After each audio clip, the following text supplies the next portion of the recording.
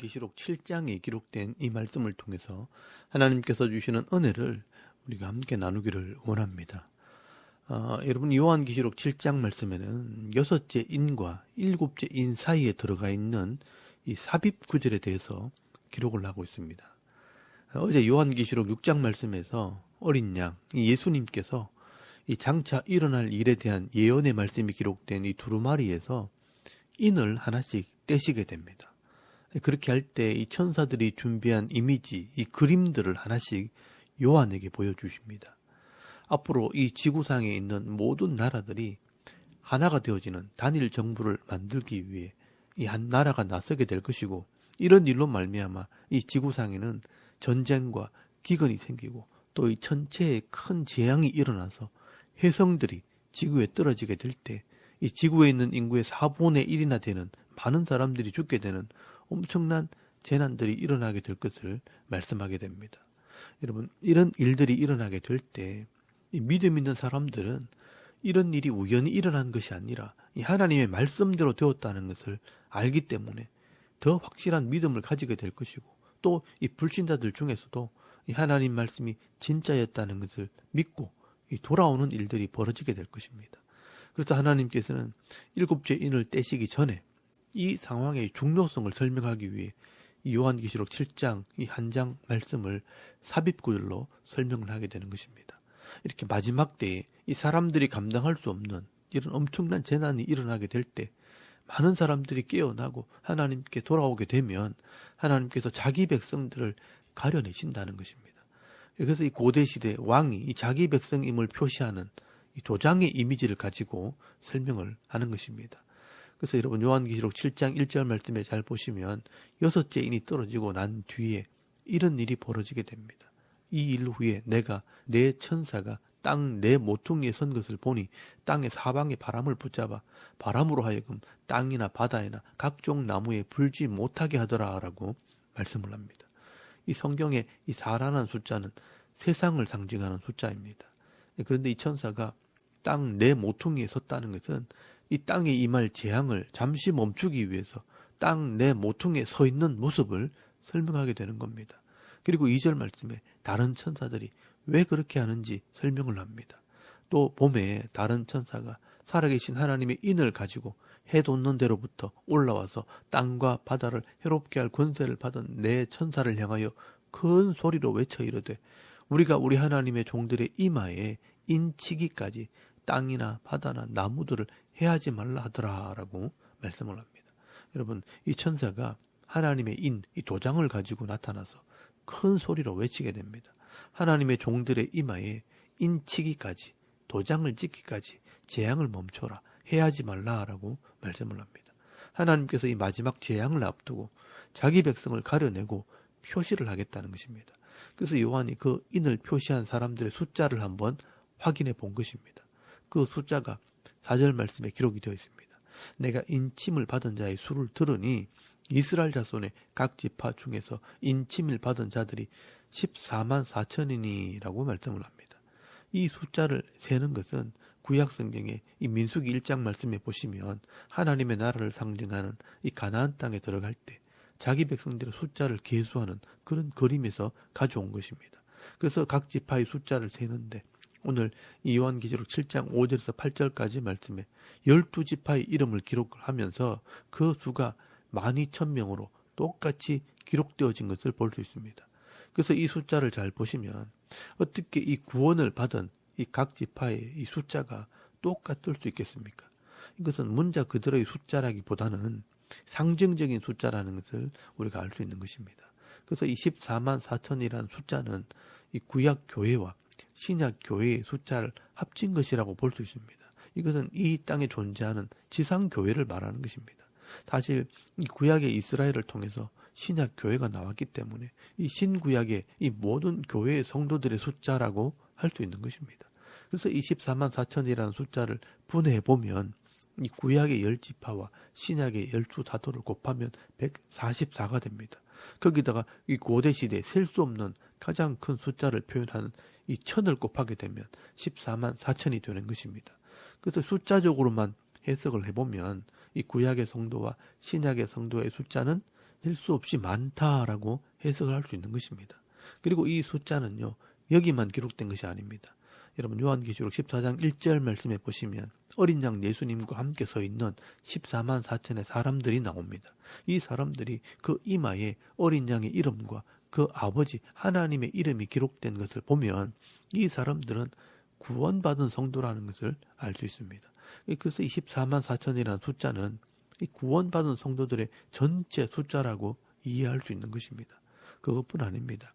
이 요한계시록 21장 9절에서 17절까지 말씀해 보시면 이 구원받은 성도를 상징하는 이 어린 양의 신부, 이 교회의 모습을 설명할 때도 10이라는 숫자와 이 1000이라는 숫자가 반복되어 사용이 됩니다. 요한계시록 21장 9절 말씀에 이 구원받은 성도들을 어린 양의 신부라고 말하면서 이 거룩한 성 새 예루살렘이라고 표현을 하고 있습니다. 결국 이 새 예루살렘 성은 어린 양의 신부, 즉 이 구원받은 성도, 이 교회를 상징하는 것입니다. 그런데 이 성도들의 모습을 설명을 하면서 이 성에 문이 있는데 12진주로 되어 있고요. 또 그 문에 구약의 12지파의 이름이 기록이 되어 있습니다. 또 그 성에 12기초석이 있는데 그 기초석에는 신약의 12사도의 이름이 기록되어 있는 것을 보게 됩니다. 여기도 12라는 숫자가 반복이 되어 있습니다. 그리고 그 길이가 요한계시록 21장 16절 말씀에 12,000 스타디온입니다. 이 12,000 스타디온은 12 곱하기 1000입니다. 그리고 그 성벽의 두께도 144 규빗, 이 144도 12 곱하기 12로 되어 있습니다. 그리고 오늘 요한계시록 7장에 나오는 각 지파의 숫자도 12,000이라고 말씀하는데 이것도 12 곱하기 1000입니다. 그러면 이 10이라는 숫자와 이 굉장히 많다는 의미에서 이 1000이라는 숫자를 곱하게 되면 이 구원받은 성도의 숫자가 굉장히 많다는 그런 의미가 되는 것입니다. 이렇게 요한계시록은요, 이 교회의 모습을 설명할 때 온통 12라는 숫자와 1000이라는 숫자로 설명을 합니다. 그것은 이 성도의 수가 셀 수 없을 정도로 많다라는 뜻입니다.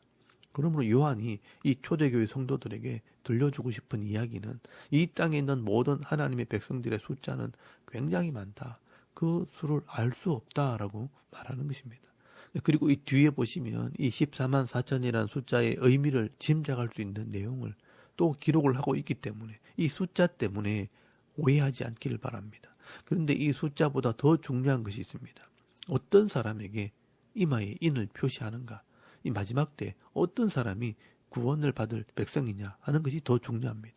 이것은 구약 성경을 참고해야 이해할 수 있습니다. 과연 어떤 사람이 하나님의 백성으로 인정을 받는가? 이 말씀을 붙들고 회개하는 자들입니다.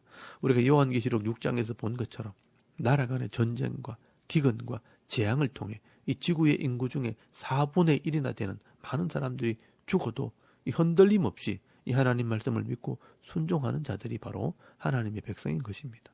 그리고 이 죄악이 관영한 이 세상 속에서 안타까워하면서 울면서 회개하는 자들이 있다면 이 사람들이 바로 하나님의 백성이라는 것입니다. 이렇게 하나님께서 이 자기 백성들에게 인을 치는 이런 모습은 사실 에스겔서 9장의 이미지에서 가져온 것입니다. 그래서 이 에스겔서 9장 3절에서 4절까지 말씀해 보시면 어떤 사람들의 이마에 이 인을 표시하는지를 설명을 해놓았습니다. 여러분 에스겔서 9장 3절에서 4절까지 말씀을 한번 찾아보시기 바랍니다. 거기 보시면요, 그룹에 머물러 있던 이스라엘의 하나님의 영광이 성전 문지방에 이르더니 여호와께서 그 가는 배 옷을 입은 서기관의 먹그릇을 찬 사람을 불러 여호와께서 이르시되 너는 예루살렘 성읍 중에 순행하여 그 가운데서 행하는 모든 가증한 일로 말미암아 탄식하며 우는 자의 이마에 표를 그리라 라고 기록을 하고 있습니다. 이 예루살렘이 멸망하기 전에 하나님께서 자기 백성들을 가려내시기 위해 이마에 인을 치시게 됩니다. 그때 그 인을 치는 기준이 뭐냐? 그 가운데 행하는 모든 가증한 일로 말미암아 탄식하며 우는 자들이라고 기록을 하고 있습니다. 그 당시에 이 우상을 섬기고 세상의 죄의 모습을 따라가는 자들을 보면서 안타까워하면서 회개하고 우는 자들, 하나님 말씀대로 순종하는 자들이 바로 하나님의 백성이라는 것입니다. 그래서 요한계시록에서는요, 이 이미지를 가지고 이 마지막 때의 성도들의 모습을 설명을 하는 것입니다. 이 마지막 때에도 이 전쟁과 이 기근과 하늘에서 별이 떨어지는 이런 큰 재앙들이 일어날 때 이 하나님 말씀을 믿고 자신들의 죄를 회개하고 돌아오는 자들에게 하나님께서 인을 지시고 표시한다는 것입니다. 이처럼 이 땅에 있는 이 교회는 영적인 싸움을 싸워야 하는 그런 교회라는 것을 말하는 것입니다. 그래서 이 지상교회를 우리는 전투적인 교회, 끊임없이 영적인 싸움을 하는 교회라고 말씀하는 것입니다. 그러므로 우리가 이 14만 4천이라는 숫자에 매이기보다는 하나님께서 자기 백성들을 기억하시고 이 마지막 때 반드시 말씀대로 순종하는 자들을 구별하신다는 것을 알아야 합니다. 그렇기 때문에 이 사도 바울이나 이 베드로는요, 이 땅에 종말이 온다고 할지라도 우리가 함부로 살면 안 된다라고 말씀을 합니다. 말씀대로 믿음으로 순종하는 자가 되어야 된다는 것입니다. 그래서 내 영과 혼과 몸이 거룩하고 흠없게 보존되어야 한다는 것을 말씀하게 되는 것입니다. 오늘도 이 땅에 이 부정과 부패와 죄악이 관영하고 또 많은 재난들이 일어나도 이 하나님을 믿는 이 믿음과 말씀을 믿는 믿음 안에서 회개의 삶, 순종하는 삶을 살아가는 하나님의 백성들이 다 되실 수 있길 바랍니다. 그리고 여러분 9절에서부터 17절까지 말씀에는 이 천상에 있는 성도들의 모습을 설명을 하고 있습니다.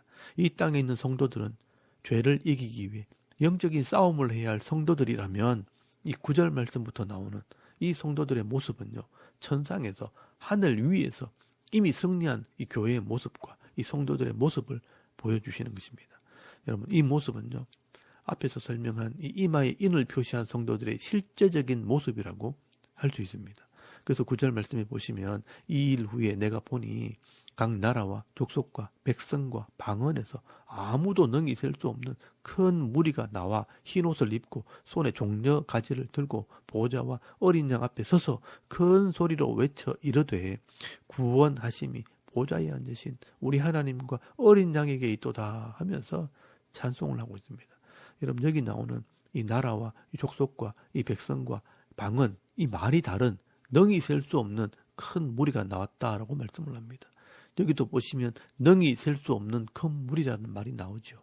우리가 앞에서 14만 4천이라는 숫자를 굉장히 많은 숫자라고 해석을 했던 것처럼 여기도 똑같은 말을 기록한 것입니다. 마지막 때 이 구원받은 이 하나님 백성들은 능히 셀 수 없는 큰 무리가 된다는 것입니다. 이 사람들은 이미 믿음을 가지고 하나님 나라에 들어간 성도들을 말하는 것입니다. 그래서 구원을 상징하는 흰 옷을 입고 승리를 상징하는 종려나무 가지를 들고 찬송을 하는 것입니다. 그 찬송의 내용을 보면요, 우리를 구원하심이 보좌에 앉으신 이 성부 하나님과 어린 양 예수 그리스도께 있다 하면서 이 성부 하나님과 어린 양 예수님을 노래하게 됩니다. 그리고 이 구원받은 성도들이 이런 찬송을 할 때 11절 말씀해 보시면 이 천상에 있는 천사들이 화답을 하게 됩니다. 모든 천사가 보좌와 장로들과 네 생물의 주위에 서 있다가 보좌 앞에 엎드려 얼굴을 대고 하나님께 경배하여 이르되 아멘, 찬송과 영광과 지혜와 감사와 존귀와 권능과 힘이 우리 하나님께 세세토록 있을지어다 아멘 하더라라고 말씀을 합니다. 그리고 24장로 중에 한 사람이 이 흰옷을 입은 사람을 요한에게 소개를 하게 됩니다. 여러분 13절 말씀에 보시면 장로 중 한 사람이 요한에게 저기 흰 옷을 입은 자들이 누구며 어디서 오는지 아느냐라고 질문을 합니다. 그때 14절 말씀에 보시면 내가 말하기를 내 주여 당신이 아시나이다 하니 그가 나에게 이르되 이는 큰 환난에서 나오는 자들인데 어린 양의 피에 그 옷을 씻어 희게 하였느니라 라고 말씀을 하고 있습니다. 여러분, 이 어린 양의 피에 그 옷을 씻어 희게 한 자들, 회개한 자들, 또 이 예수를 믿고 죄사함을 받은 성도들을 말하는 것입니다. 이 성도들이 이 땅에 각자에게 주신 이 사명을 감당하고 나면 이 죄의 짐, 이 고통의 짐을 벗어버리고 영원한 이 하나님 나라에 들어가서 안식을 누리게 된다는 것을 말씀하고 있는 것입니다. 그래서 그들이 이 누리는 안식이 어떤 것인지 설명을 합니다. 사실 이 안식은 오늘 저와 여러분이 누리게 될 안식, 이 하늘의 복을 이야기하는 것입니다. 그래서 15절에서 17절까지 말씀에 잘 보시면 그러므로 그들이 하나님의 보좌 앞에 있고 또 그의 성전에서 밤낮 하나님을 섬기며 보좌에 앉으신 이가 그들 위에 장막을 치시리니 그들이 다시는 추리지도 아니하며 목마르지도 아니하고 해나 아무 뜨거운 기운에 상하지도 아니하리니 이는 보좌 가운데 계신 어린 양이 그들의 목자가 되사 생명수 샘으로 인도하시고 하나님께서 그들의 눈에서 모든 눈물을 씻어주실 것임이라 라고 말씀을 합니다. 이 성도들은 하나님의 보좌 앞에 가서 이 하나님을 섬기는 자가 되고 또 이 하나님께서 우리를 위해 장막을 치신다라고 말씀을 합니다. 우리의 처소가 되어 주신다는 것입니다. 하나님의 집이 우리의 집이 되는 것입니다. 그리고 우리가 이 땅에서 당하는 이 죄의 고통을 더 이상 당하지 않게 됩니다. 땅에 있는 이 집 때문에 염려할 필요가 없습니다. 먹고 사는 문제 때문에 줄이거나 목마르거나 그것 때문에 상처 입고 고통당할 일이 없습니다. 우리를 위해 생명을 내어주신 이 어린 양 예수님이 목자가 되시기 때문에 생명수 샘물, 이 영생으로 인도하시고 눈에서 모든 눈물을 씻어주시기 때문에 영원한 즐거움을 누리는 삶을 살게 될 것을 말씀하는 것입니다. 여러분, 이것이 바로 천상에 있는 교회, 이 성도들의 모습입니다. 이렇게 하나님께서 이 여섯째 인을 뗄 때, 이 마지막 기회 때, 이 돌아오는 자들에게는 이런 복을 얻게 하실 것을 강조하시기 위해서 요한계시록 7장 한 장을 삽입구절로 기록을 내놓은 것입니다. 오늘도 우리가 믿음을 지킬 이유가 여기 있는 것입니다. 여러분, 이 땅에서 잠시 받는 고난은요, 우리가 장차 받아 누릴 이 하나님의 영광과는 비교할 수 없는 것입니다. 그래서 이 사도 바울이 로마서 8장 18절 말씀에 보시면 우리가 그와 함께 영광을 받기 위하여 고난도 함께 받아야 할 것이니라 생각하건대 현재의 고난은 장차 우리에게 나타날 영광과 비교할 수 없도다라고 말씀을 하는 겁니다. 오늘도 요한계시록 7장 말씀에 이 말씀들을 통해 장차 우리가 누리게 될 이런 미래의 영광의 모습들을 확인할 수 있기를 바랍니다. 그리고 이 땅에 있는 동안 잠시 육신의 고난이 따르지만 이 말씀을 믿는 믿음을 가지고 잘 견디시고 서로 위로하고 격려하면서 끝까지 이 믿음의 경주를 달려갈 수 있는 저와 여러분의 이런 영적인 삶의 모습이 되실 수 있기를 주의 이름으로 축원합니다. 아멘. 우리 잠깐 기도드리겠습니다. 오늘도 이 하늘의 영광을 바라보면서 내게 주어진 이 삶을 성실하게 살아가는 믿음 있는 성도가 되게 하옵소서. 이 나라의 지도자들을 위해 섬기는 교회와 이 자녀들의 믿음을 위해 또 개인의 기도 제목과 오늘 내가 해야 할 일들을 위해서 기도하고 오늘 하루 삶을 또 시작할 수 있길 바랍니다. 다 같이 우리 하나님께 한번 기도드리겠습니다. 살아계신 하나님, 은혜를 참 감사합니다. 오늘 이 아침에 우리가 하나님을 예배해